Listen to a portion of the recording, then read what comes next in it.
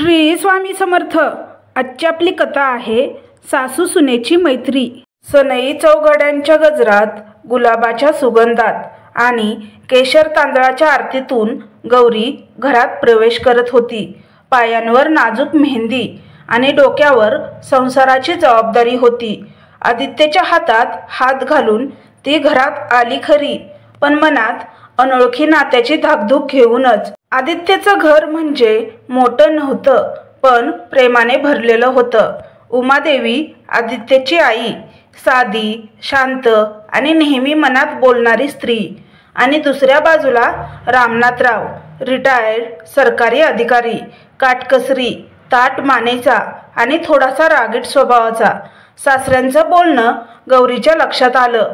कुणालाही न विचारता ते जे बोलायचे ते बोलत, आणि हेच वातावरण उमादेवी सहन करत होत्या। पहिल्याच दिवशी त्यांच्या डोळ्यात गौरीने काही जाणवलं, एक संग, हसरे, पण कुठंतरी दुखरं। 2 आठवडे झाले गौरी सगळं समजून घेण्याचा प्रयत्न करत होती। स्वयंपाकघर, उमादेवींच्या सवयी, आदित्यचा ऑफिस टाईम, सासऱ्यांच्या अपेक्षा, सगळं जुळवत होती। सकाळी उठून चहा तयार, तुपाची पोळी, दूध गरम, पेपर त्यांना टेबलावर, एकही गोष्ट चुकू नये यासाठी तिची धडपड। उमा हिला शिकवणं सोड, काय उपयोग, आजकालच्या मुली शिकून येतात म्हणे, पण काम काही जमत नाही। रामनाथरावांचा टिपिकल टोमणा पुन्हा एकदा। समोर गौरी, जी त्यावेळी फक्त पोळी लाटत होती। उमादेवी गप्प, नेहमीसारख्या, मी करते, ती नवीन आहे अजून, असं म्हणत उमादेवी गौरीचं रक्षण करत। पण तो रक्षणाचाच आवाज सासऱ्यांसाठी पुन्हा एक कारण ठरे। तूच लाड करते सगळ्यांचे, म्हणून तर डोक्यावर बसतात। गौरीने ऐकलं, गप्प राहिली। त्या रात्री तिने उमादेवींच्या मांडीवर डोकं ठेवलं आणि विचारलं, आई, तुम्हाला वाईट वाटतं का? गौरी, सवय झाली ग, संसारात सगळं मिळतं असं नाही, काही गिळून टाकावं लागतं। हे शब्द ऐकताना गौरीच्या डोळ्यात एक ठिणगी पेटली होती। ही केवळ सवय होती की नाईलाज? काही दिवसांनी गौरी आणि उमादेवींचं नातं अजून घट्ट झालं। दोघी स्वयंपाक करताना एकमेकींशी बोलत, गप्पा मारत, लहानपणीच्या आठवणी शेअर करत। उमादेवींच्या जगण्याची शैली, तिचं संत बोलणं, घर आवरण्याची पद्धत, सगळंच गौरी शिकत होती। आणि त्याच वेळी ती एक गोष्ट मनाशी ठरवत होती, या माऊलीला आता कोणी रडवायचं नाही। रामनाथरावांच्या टोमण्यांमध्ये आता थोडासा राग अधिक होता। एके दिवशी सकाळी चहा उशिरा मिळाल्यामुळे त्यांनी थेट थाळी फेकली। उमाच्या पायाजवळ ती थाळी आदळली आणि तोंडातून शब्द निघाले, काम नाही जमत तरी माज आहे दोघीत। गौरीला राग आला, पण तिने काही बोललं नाही। पण ती रात्री उमादेवीच्या हाताला तेल लावत असताना म्हणाली, आई, तुम्ही इतकं सहन करता, काही चूक नसेल तर गप्प बसणं चांगलं नाही ना? उमादेवी फक्त हसल्या, बोलून काही बदलतं का ग? गौरीच्या मनात मात्र आता एक वणवा पेटलेला होता। रामनाथराव बाहेर जाण्यासाठी कपडे शोधत होते। एका शर्टावर थोडासा डाग लागलेला होता। हे काय, हे धुतलं नाही का अजून? किती वेळा सांगितलं आहे काम नीट करायचं? आणि यावेळी त्यांनी उमादेवीच्या हातावर जोरात हात झटकला। एवढं झालं की त्या थोडं मागे सरकल्या। गौरी दारात उभी होती, ती सरळ आत आली।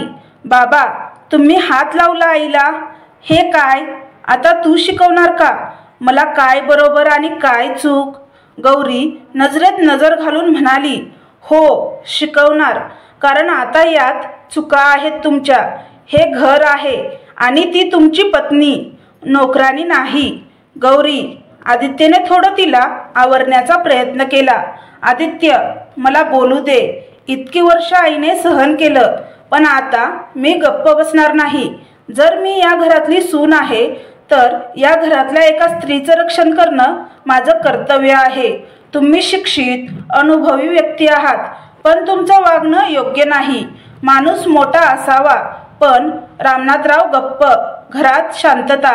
आता जर पुन्हा असं वागलात तर मला घराबाहेर जावं लागेल, पण मी अन्यायाविरोधात उभी राहीन. ती रात्र रामनाथराव एकटेच बाल्कनीत बसले होते. त्यांना कोणाचंही बोलणं ऐकू येत नव्हतं, पण गौरीचे शब्द मनात घोळत होते. दुसऱ्या दिवशी सकाळी त्यांनी उमादेवीसमोर बसून चहा पीत असताना म्हणाले, उमा, मी चुकलो. खूप दिवस झाले, पण आता जाणवलं की आपण शब्दापेक्षा जास्त जखमा देतो. उमादेवी डोळ्यातून अश्रू गळत होते. त्यांचं कपाळ स्पर्श करत म्हणाल्या, तुमचं हे वाक्य मला सगळ्यात मोठा आधार आहे. कधी कधी एखादा शब्द तुमचं आयुष्य बदलतो आणि एखाद्या स्त्रीचा न बोललेला संयम जेव्हा बोलतो तेव्हा काळही थबकतो. गौरीचा आवाज त्या दिवशी घरभर घुमला होता, पण त्यात राग नव्हता, संयम होता. अपमान सहन करत होती त्या स्त्रीच्या अस्तित्वाचा हुंकार. रामनाथराव त्या रात्री फार बोलले नाहीत. त्यांच्या जगातल्या घरच्या बायका कधी विरोध करत नाहीत अशीच त्यांची समजूत होती. पण त्या दिवशी त्यांच्यासमोर उभी होती एक सून, जी स्वतःसाठी नव्हे तर तिच्या सासूसाठी बोलत होती. दुसऱ्या दिवशी सकाळी उमादेवी सवयीप्रमाणे लवकर उठल्या, चहा करत होत्या. गौरीने मागून येत त्यांना मिठीत घेतलं. आई, त्यावेळेस काही चुकलं का माझं? उमादेवी गप्प राहिल्या. डोळ्यात थोडं पाणी होतं. त्यांनी गौरीच्या गालावर हात ठेवत सांगितलं, माझ्या सुनबाईने माझ्यासाठी आवाज उठवला हे मी स्वप्नातही पाहिलं नव्हतं.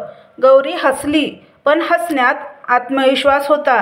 आता तिला माहिती होतं तिने चुकीचं काही केलं नाही, केवळ एक बिनशर्त नातं वाचवलं होतं.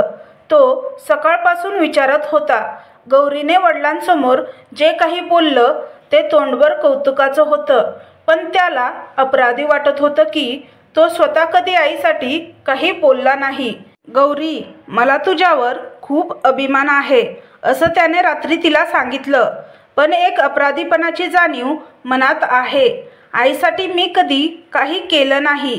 गौरी त्याचा हात हातात घेऊन म्हणाली, जे भूतकाळात घडून गेलं त्याचा आता विचार करून काही उपयोग नाही. आता पुढे काय करतोस हे महत्त्वाचं. काही दिवस गेले. घरात वातावरण शांत होतं, पण त्या शांततेला जडपणा नव्हता. उलट त्यात एक प्रकारची समजूतदारी होती. रामनाथराव आता सकाळचा चहा उमादेवीच्या हातातून घेताना थोडं हसत, आणि जेव्हा एक दिवस गौरीने चहा दिला तेव्हा त्यांनी प्रथमच तिला विचारलं, तुला साखर चहामध्ये कमी लागते का? गौरी क्षणभर थबकली. उत्तर देण्याआधीच उमादेवी म्हणाल्या, बघ, सासऱ्यांना लक्षात आहे आता. घरात हसण्याचा आवाज खूप दिवसांनी आला होता. गौरी आणि उमादेवींनी मिळून एक प्लॅन केलं. दर रविवारी महिलांसाठी एक छोटासा गट बनवायचा. मुक्त संवाद. शेजारच्या बायका, शेतकरी स्त्रिया, काही गृहिणी एकत्र येऊन अनुभव शेअर करत. उमादेवी तिथं खूप काही बोलायच्या नाहीत, पण गौरी त्यांना सतत म्हणायची, आई, तुम्ही एखादी गोष्ट बोललीत तर किती जणींना तुमचा अनुभव समजेल. आणि एक दिवस उमादेवी म्हणाल्या, माझ्या नवऱ्याने कधी माझं ऐकलं नाही, पण आता माझ्या सुनेने माझं ऐकलं. त्यासाठी मी समजते की संवाद फार महत्त्वाचा आहे. हे वाक्य बोलताना रामनाथराव दारात उभे होते. त्यांनी हे ऐकलं आणि त्यांचे डोळे पाणावले. एका दिवशी आदित्यची मोठी बहीण मीनल घरी आल्या. त्या मुंबईहून आल्या होत्या. त्यांच्या स्वभावात थोडा अहंकार होता आणि त्या सुरुवातीपासून गौरीकडे बोट दाखवायच्या. आई, तुला काय झालंय? आधी माझ्या वडिलांसमोर सगळे आदराने बोलायचे, वागायचे, आणि आता तर त्यांच्यासमोर सूनच बोलते. उमादेवी गप्प. गौरीने सौम्य पण ठाम स्वरात उत्तर दिलं, मीनलताई, मी आईसाठी बोलले, त्यांचं मौन फोडण्यासाठी. नवऱ्याला विरोध नाही, अन्यायाला विरोध होता. म्हणजे तूच ठरवणार काय चूक आणि काय बरोबर? नाही, पण जेव्हा हात उचलला जातो आणि एखादी स्त्री रोज अपमान सहन करते तेव्हा एक सून म्हणून नव्हे तर एक स्त्री म्हणून बोलणं भागच पडतं. मिनल गप्प. काही क्षणात वातावरण निवळलं. उमादेवीने तिच्या दोन्ही मुलींना मिठी मारली. रामनाथराव आता दर सकाळी चहा घेताना उमादेवींना विचारायचे, काही हवं आहे का बाजारातून? मी बाहेर जात आहे. उमादेवी हसून म्हणायच्या, आता विचारायला लागलात, हेच मोठं झालं.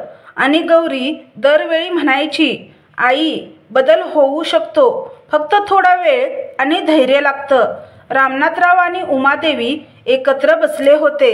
गौरीने त्यांच्या दोघांसाठी पुरणपोळी केली होती, दोघांचाही आवडीचा पदार्थ. रामनाथराव म्हणाले, उमा, मला वाटायचं तुझं मौन म्हणजे माझा पुरुषार्थ, पण आता कळलं, तुझं मौन म्हणजे ताकद. उमादेवींच्या डोळ्यात अश्रू आले. ते म्हणाले, तुझ्या सुनबाईनं मला बोलकं केलं. ती रात्री स्वतःच्या खोलीत बसलेली विचार करत होती. आईसाठी आवाज उठवताना माझी स्वतःची ताकद मला जाणवली. आज बाबांनी माझं कौतुक केलं, माफी मागितली, हेच यश आहे. यापुढे कुणीही स्त्री स्वतःचं मौन गिळू नये, कारण कुणीतरी असावं लागतं ऐकायला, समजायला आणि बोलायला. नात्याच्या आतल्या भिंती गिळून टाकणाऱ्या शांततेला जर कुणी शब्द दिले तर त्यातून निर्माण होतो परिवर्तनाचा मार्ग. गौरी आणि उमादेवी यांनी सुरू केलेला मुक्त संवाद महिलांचा गट आता हळूहळू गावभर पोहोचू लागला होता. सुरुवातीला जेमतेम 4-5 स्त्रिया येत होत्या. नंतर काही नवीन स्त्रिया येऊ लागल्या. शेजारच्या रमाबाई, शीतल मावशी आणि 2 तरुण मुली, वैशाली आणि नंदा, त्या यायच्या, बसायच्या, पण बोलायच्या नाहीत. एके दिवशी गौरीने विचारलं, ताई, तुम्ही इतक्या दिवसापासून येताय पण काही बोलत नाही. रमाबाईंनी मान वळवली, नजरेतून अपराधीपणाचं सावट. बाई, आम्ही काय बोलायचं? घरात आमचं ऐकून घेणारं कुणी नाही. इथं तरी ऐकून घेतील याची खात्री नव्हती. गौरीने त्यांचा हात धरला, पण आजपासून आहे. इथे तुमचं ऐकणं, समजून घेणं आणि सोबत चालणं सगळं आहे. त्या दिवशी पहिल्यांदाच रमाबाईने सांगितलं की तिचा नवरा रोज दारू पिऊन मारहाण करतो. शीतल मावशीच्या मुलाने तिला म्हातारी म्हणत घरात दुय्यम वागणूक दिली होती आणि वैशालीच्या नवऱ्याने तिचं शिक्षण अर्धवट सोडवलं होतं. मुक्त संवाद आता एक व्यासपीठ होतं, जिथे अश्रूंना शब्द आणि शब्दांना दिशा मिळत होती. गौरी, उमादेवी म्हणाल्या, मला असं वाटायचं की मी एकटी होते, पण आज मला कळतं, माझ्या आजूबाजूला असंख्य उमाच आहेत. जेव्हा मी गप्प होते तेव्हा मी त्यांच्या मौनाचं प्रतिनिधित्व करत होते. गौरीने त्यांना एक छोटी डायरी दिली. आई, यात तुमचं म्हणणं लिहा, तुमचा आवाज शब्दातून उमटवा. आजची आई उद्याच्या सुनबाईचा आदर्श ठरावी. उमादेवीने त्या रात्री पहिल्यांदाच लिहिलं, मी माझ्या सुनेच्या पाठीशी उभी राहिले नाही, पण माझी सून माझ्या पाठीशी उभी राहिली. आता मी स्वतःच्या पाठीशी उभी राहणार. मुक्त संवादमधून काही गोष्टी बाहेर येत होत्या. रमाबाईंनी पंचायतमध्ये आपल्या नवऱ्याविरुद्ध तक्रार दाखल केली. वैशालीच्या पतीला बोलावून घेऊन तिचं शिक्षण पुन्हा सुरू करण्याचा आग्रह धरला. आणि या सगळ्यांच्या प्रक्रियेत उमादेवी आणि गौरी या स्त्रियांच्या पाठीशी होत्या, आधार बनून. एक दिवस रामनाथराव गावाच्या लायब्ररीत बसले होते आणि त्यांच्याजवळ एक वृद्ध गृहस्थ येऊन म्हणाले, तुमची सून आणि बायको गावाच्या बायकांच्या आयुष्याला नवा सूर देत आहेत. फार मोठं काम करताय तुम्ही. रामनाथराव काही क्षण गप्प राहिले. त्यांना उमजत होतं, मौनातून सुरू झालेली चळवळ आता समाजात बदल घडवत होती. एक संध्याकाळ गौरी आणि आदित्य छतावर बसले होते. गौरी, आदित्य म्हणाला, तू मायलेकीसारख्या गप्पा मारतेस आईशी, आणि आई आता मला ऐकवायला लागलीये. गौरी हसली. कधी कधी एक नवा माणूस आल्यावर जुन्या नात्यांना स्फूर्ती मिळते, पण मला अपराधी वाटतं. इतकी वर्ष मी आईकडे लक्ष दिलं नाही, सन्मान करण्याची वेळ चुकली नव्हती, आणि आता तू तिचं कौतुक करतोयस, हे पुरेसं आहे. आदित्यने तिचा हात हातात घेतला. तू फक्त सून नाहीस, आईसाठी देवदूत आहेस. रामनाथराव आता जास्त वेळ घरातच राहू लागले.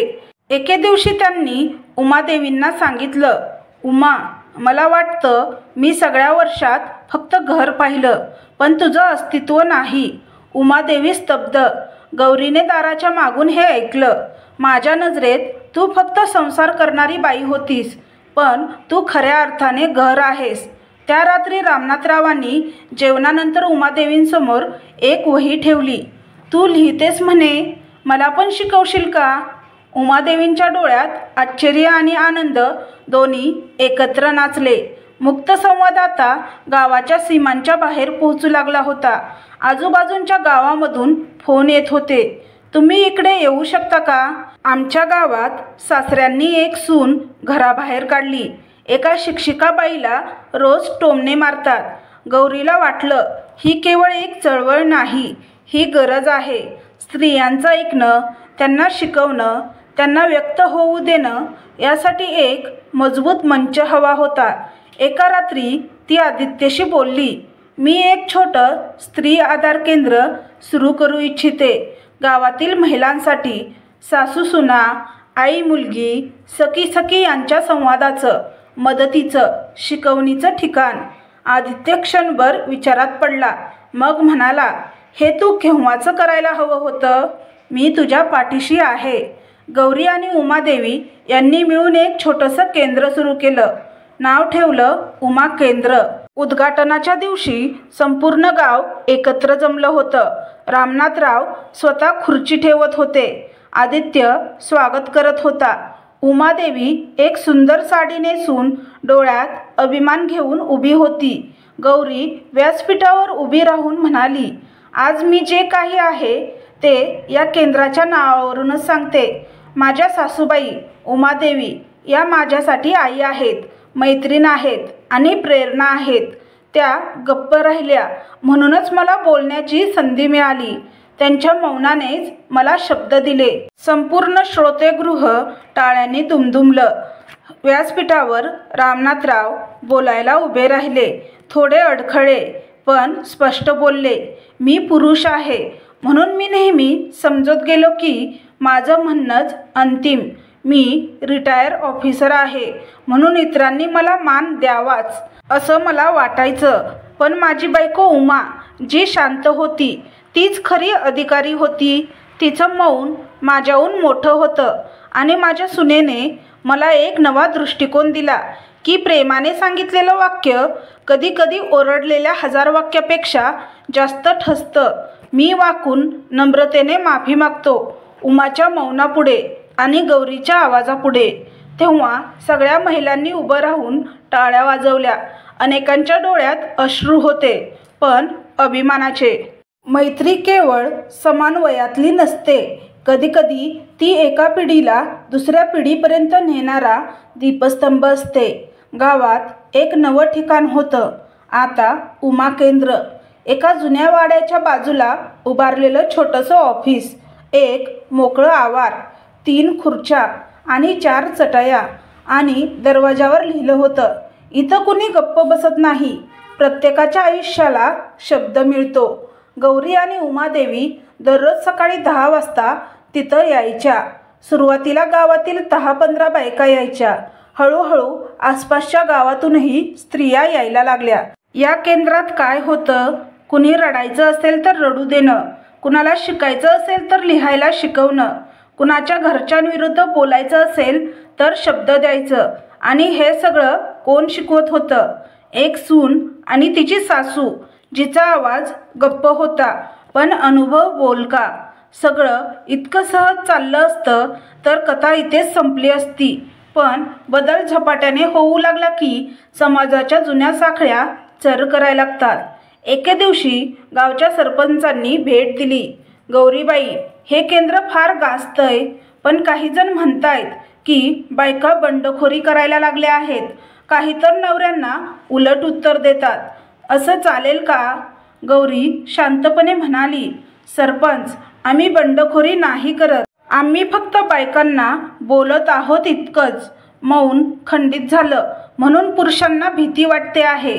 पण हे केवळ समजुतीचं युग आहे, दबावाचं नव्हे. त्यांना उत्तर पटलं नाही. दुसऱ्या दिवशी गावात अफवा पसरवली गेली. उमाकेंद्र घरफोड करतय. सुनबाईला सासरच्या विरोधात उभा करतात. त्या रात्री उमादेवी चिंतेत होत्या. गौरी, हे सगळं आपण चूक तर करत नाही ना? आपल्या चांगल्या हेतूचं कोणी वाईट करून घेतंय. गौरीने त्यांच्या हातात हात घेतला. आई, प्रश्न वाईट घेण्याचा नाही, प्रश्न न घेतलेला चांगुलपणाचा आहे. जर आज आपण गप्प बसलो तर उद्या कितीतरी रमाबाई, वैशाली, नंदा पुन्हा रडतील. आपल्याला विरोध होईल, पण त्यावर चालत जावं लागेल. उमादेवी डोळे मिटून म्हणाल्या, माझं मौन खूप दिवसांनी तुझ्या शब्दांनी संपलं होतं. आता ते पुन्हा गप्प होऊ द्यायचं नाही. 2 दिवसांनी रामनाथराव बाजारात गेले होते. एका दुकानाजवळ 2 पुरुष गप्पा मारत होते. ती गौरी ना, आदित्यची बायको, फारच बोलते हो. घरातल्या बायकांना चांगलं घरचं काम सोडून वाद शिकवते. रामनाथराव गप्प उभे होते. एक सून सासऱ्याशी बोलते म्हणे थेट. काय संस्कार आहेत हे? ते ऐकून रामनाथराव तेथेच थांबले आणि म्हणाले, अहो, तीच सून माझ्या बायकोसाठी आवाज बनली. तुम्ही पुरुष म्हणून हक्क वापरत आलात. ती आता कर्तव्याची जाणीव देते. बायका चुकत नाहीत, फक्त ऐकलं जात नाही त्यांचं. आता ते बदलतंय म्हणून अस्वस्थता वाटते. माझ्यासारख्या पुरुषांनी खूप वर्ष बोलू नकोस असं म्हणत आयुष्य गप्प बसायला लावलं. पण आता मी स्वतः एक विद्यार्थी आहे माझ्या सुनेचा. त्या दिवशी बाजारात पहिल्यांदाच सासऱ्याने सुनेचं समर्थन केल्याची चर्चा होती. ती एक बुधवारची दुपार होती. एक वयात आलेली मुलगी दिव्या येऊन उमादेवीच्या पायाशी बसली. माझ्या काकाने माझ्यावर हात टाकला आणि माझ्या आईने मला गप्प बसायला सांगितलं. गौरी सुन्न झाली. उमादेवी थरथरल्या. त्या दोघींनी तिच्या हातावर हात ठेवले. दिव्या, आता गप्प बसायचं नाही. तू आमची मुलगी आहेस. तुझा आवाज आता आमचा आवाज आहे. त्या दिवशी पहिल्यांदाच उमाकेंद्राने थेट पोलिसांशी संपर्क साधला. केस नोंदवली गेली. गावात चर्चा, उलटसुलट बोलणं, धमक्या, सगळं सुरू झालं. पण दिव्याच्या डोळ्यात पहिल्यांदाच भीती नव्हती, तर एक विश्वास होता. गावात स्त्री शक्ती सप्ताह आयोजित केला गेला. अनेक महिला कार्यकर्त्या आल्या होत्या. आमंत्रणावर खास अतिथी उमादेवी देशमुख, सासू सुनेच्या मैत्रीचा दीपस्तंभ. त्यांच्या हातात एक चिठ्ठी होती. त्यात त्यांनी स्वतः लिहिलेलं भाषण होतं. त्या व्यासपीठावर उभा राहून म्हणाल्या, मी आयुष्यभर शांत होते. नवऱ्याच्या वाक्यांनी, समाजाच्या टोकांनी मी हसत राहिले. पण माझ्या सुनबाईने मला पहिल्यांदा विचारलं, आई, तुम्हाला वाईट वाटतं का? तो प्रश्न नव्हता, तो आरसा होता.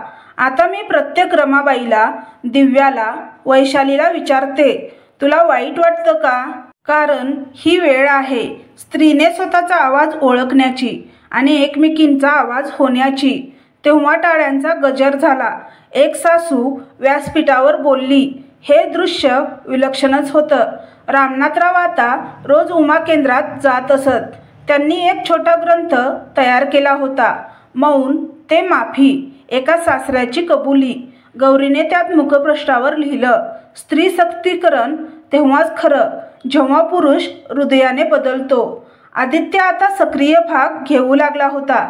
त्याने गावातील तरुणांसाठी एक गट तयार केला, सन्मान पुरुष मंडळ, जे महिला सन्मानावर चर्चासत्रे घेत होते. गौरी आणि उमादेवीचं नातं आता केवळ सून सासूचं नव्हे, तर प्रेरणा आणि दिशा याचं होतं. गौरीचा वाढदिवस होता. उमादेवीने स्वतः एक सुंदर साडी घेतली तिच्यासाठी. रामनाथराव आणि आदित्यने मिळून तिला सरप्राईज दिलं. उमाकेंद्राचं एक छोटं पुस्तक, गौरव गौरीचा, ज्यात गावातील प्रत्येक महिलेने एक वाक्य लिहिलं होतं, गौरीमुळे माझं आयुष्य बदललं. गौरीला अश्रू अनावर झाले. आई, मला वाटलं नव्हतं की आयुष्यात मी अशी कुणासाठी महत्त्वाची ठरेन. उमादेवी हसल्या. तू माझ्यासाठी होतेस, आता सगळ्यांसाठी झालीस. प्रत्येक स्त्रीमध्ये एक आई असते आणि जेव्हा एक सून सासूचं आई पण ओळखते, तेव्हा त्यांच्या नात्याचं रूपांतर केवळ कौटुंबिक कथेत राहत नाही, ते होतं एका परिवर्तनाचं सामर्थ्य। तर तुम्हाला ही कथा कशी वाटली हे कमेंट बॉक्समध्ये कमेंट करून नक्की सांगा। कथा आवडल्यास व्हिडिओला लाईक आणि चॅनलला सबस्क्राईब करा। व्हिडिओ पाहिल्याबद्दल मनापासून धन्यवाद। श्री स्वामी समर्थ।